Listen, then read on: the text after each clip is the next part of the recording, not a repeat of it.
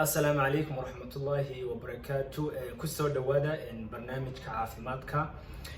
وأنا دكتور يوسف عمر قالب. برنامج كان وحن كسر قد بنيا مانتا وعيتاي لحدة بيشة لبكون لبيا لباتنك بيشة كوباد سنة كعصب waxyaabaha sababa neerfa xanuunka sababa ama cadaadis ku yimaada neerfaha had iyo jeer waxa neerfa xanuun dad badan ka cawdaan neerfa xanuunkaas oo ah qaybta dhabarka ama luqunta ama adimada qudhoodaba neerfa xanuunkaas waxa laga yaabaa inuu yahay dhaawac soo gaaray neerfaha ama cadaadis soo gaaray neerfaha neerfa xanuunka waxyaabaha ugu faraha badan ee sababa inuu qofku ka cawdo neerfa xanuun waxa weeye had iyo jeer qaybta dhabarka waxa mara neerfayaasha iyo xangulihii laf dhabartuna waxa weeye waa lafo isu tagtagay oo isdul saaran laba lafood oo kasta waxa u dhaxeeya kushin ayaa u dhaxeeya kushinka lafahaas markay isu tagaan waxa ay sameeyaan kanaal ama waxa ay sameeyaan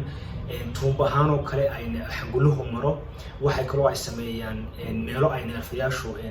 neerfaha roodkooda ama uu ka baxo neerfihii oo neerfihii dhiigga labada dhiigba ay ka baxaan bidix iyo midigba labada qayboodba ay ka baxaan marka neerfayaashu ay ka baxaan oo kale waxa imanaya cadaadis baa imanaya neerfihii cadaadis baa ku imanaya markaas marka uu dhaco qofku dareemayo xanuun uu dareemayo oo marka uu dareemayo xanuun joogta oo marka uu dareemayo kabubi oo kale ama inuu qofkii dareemo in irbada oo kale lagu mudmadayo tusaale ahaan oo kale xanuunkaasina ama wuxuu u dhaadhici karaa inuu qaybta lugaha ee hoose sii aado marka waxyaabaha ugu faraha badan ee sameeysma waxa weeye waxaanu nidhi laba lafood oo kasta oo laf dhabartii ah kushin baa u dhaxeeya kushinkaas ayaa soo baxaya oo qaybta bu'da kushinku waxay leedahay qayb bu'a ay leedahay qaybtaas ayaa ka soo baxaysa qayb ka mid ah soo baxaysa marka qaybta ay ka mid soo baxdo waxa sameysmaya in uu cadaadis ku sameysmo neerfihii ama waxa sameysmaya inuu kanaalkii sameysmay labadii markay lafihii dhabarku ay isu tagtagaan kanaal ay soo maraan oo kale neerfayaashu kanaalkaas ayaa waxa sameysmaya inuu yaraado ama meelihii ay neerfayaashu ka soo baxayeen oo kale dhiigagii ay ka soo baxayeen oo kale ayaa iyadana waxa mararka qaarkood dhacda in uu yaraado oo aad yaraado taas oo iyadana ku sameysmaysa cadaadiska ama neerfaha laftiisa oo caabuq iyo spasm ku yimaado ama carjawaha laf dhabartu ayaduna ay ku yimaadaan inuu adag noqdo oo stiff uu noqdo oo qalafsanaado waxyaabahaas oo dhan waa waxyaabaha sameysmaya in uu kugu sababo neerfo ay ku xanuunaan neerfahaas oo dhabarka iyo luqunta iyo adimada meel kasta ay ka saameyn kara waana waxyaabaha ugu badan ee had iyo jeer ay dadku ka cawdaan marka xilli ayaad u baahan tahay dadka badan ayaa nala soo xiriiray oo aan kala talinay xilli ayaad u baahan tahay in lagu sameeyo amaliyada laf dhabarka tusaale ahaan oo kale haddii aad u baahan tahay in lagu sameeyo amaliyad dhabarka waxyaabaha koobaad ee la sameeyo waxa weeye had iyo jeer in qofka loo sameeyo dawo la siiyo lagula tacaalayo dawooyinkaas oo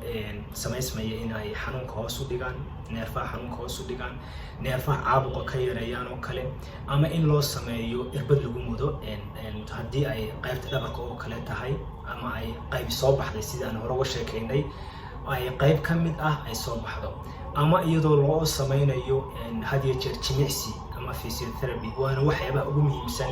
ee loo sameeyo oo jimicsiyo gaar ah dadka la baro oo si uu qofku u sameeyo haddii ay bu'dii qayb ka mid ama kushinkii bu'deedii ay soo baxdo qofku markuu jimicsiga gaarka ah sameeyo waxa dhacaysa in uu hoos dib u noqoto soo bixitaankii uu dib u noqdo oo laga yaabo 40% ama 30% ama 60% ay dib u noqoto marka bu'dii soo baxday ee neerfaha cadaadis ku sameysmaysay ay dib u noqoto si tusaale ahaan oo kale si xanjo la afuufay oo kale ay dib u noqoto yaraanshiyaha ay dib u noqonaysaa waxay qofka ka yareynaysaa inuu cadaadiskii hoos u dhaco cadaadiskii iyo xanuunkii qof ka dareemayay uu ka yaraado 100% in fiican ama 70% uu hoos uga dhaco waxyaabahaasina waa waxa ugu muhiimsan ee la sameeyo jimicsiga iyo jimicsiga gaar ah ee la sameeyo. Jimicsiyada qaar baa samaysmaya in ay bu'dii ama xanuunkii aad ka dareemaysa ay dhibaato kugu sababto. Jimicsiyada qaarkoodna waxay samaysmayaan in ay dib u noqoto oo bu'dii ay dib u noqoto. waxyaabahaas oo dhanna waxyaabaha lagula tacaalo haddii dadka qaarkood waxa ku samaysma ama ku sababa neerf xanuunka oo kale pathology ahaan ku sameeyo isbedel ku yimaada laf dhabartii ama tusaale ahaan oo kale jabitaan ku yimaada ama dhaawac soo gaadha ama jug soo gaadha qaybtii laf dhabarta. taas ayaduna oo ku samaysmaysa ayaduna qofka neerfaha dhaawac ku samaysmaysa qofka uu neerf xanuun dareemayo uu ka cabanayo neerf xanuunkaas oo mararka qaarkood xataa ilaa lagu hawdaadinayo.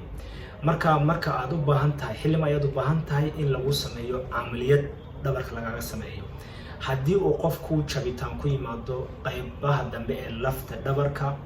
qofku aad iyo aad waxa muhiim u ah haddii inuu amaliyada loo sameeyaa. haddii ay ku caawin waayaan dawooyinkii iyo irbadii lagu mudayay iyo jimicsiyadii ay waxaas oo dhan loo maari waayo ay ku caawin waayaan, dadka qaarkood ayaa waxay u baahdaan in loo sameeyo qalliinkaas oo ayagana oo ka caawinaya oo xanuunkii laga baabiinayo ama cadaadiskii neerfaha lagu hayay laga jarayo ama haddii uu jabitaan ku yimaadana la kabayo ama bir la gelinayo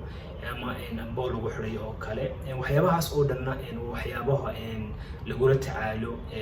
haddii uu qofku ka dareemo waqti aad iyo aad u fara badan neerfa xanuunka ama haddii jeerna waana waxyaabaha ugu badan ee dadku ay aad noo weydiiyaan. marka fiidiyogan kooban intaas ayaan kusoo koobaya waanoo iyo kulanta dambe. assalaamu calaykum waraxmatullaahi wabarakaatuh. Bye.